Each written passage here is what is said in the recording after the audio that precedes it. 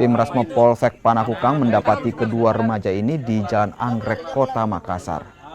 Polisi yang curiga dengan gerak-gerik kedua remaja ini kemudian melakukan penggeledahan.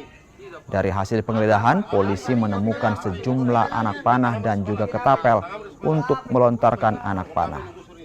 Kedua remaja ini masing-masing berumur 18 tahun yang merupakan buruh harian dan satunya lagi merupakan anak 14 tahun yang masih duduk di bangku sekolah. Kedua remaja ini mengaku membawa anak panah untuk jaga diri lantaran sering diserang.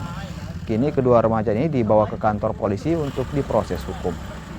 Dan dua orang pelaku, di mana pelaku ini mengamankan sejumlah anak panah busur dan ketapel serta bahan untuk membuatnya di Jalan Anggrek, Kecamatan Panakukang. Itu saat terungkapnya bahwasannya itu saat apa? Jadi anggota sedang melakukan patroli yang biasa kita lakukan tiap malam untuk mencegah aksi-aksi kriminal yang berada di jalan. Anggota melihat ada dua orang anak-anak yang dimana saat kami melihat kedua orang tersebut dicurigai membawa barang yang dilarang, karena saat kami melintas kedua orang tersebut hendak mau melarikan diri. Jadi setelah melihat itu, anggota langsung mengamankan dua orang tersebut, dan setelah diamankan kami langsung melakukan penggeledahan.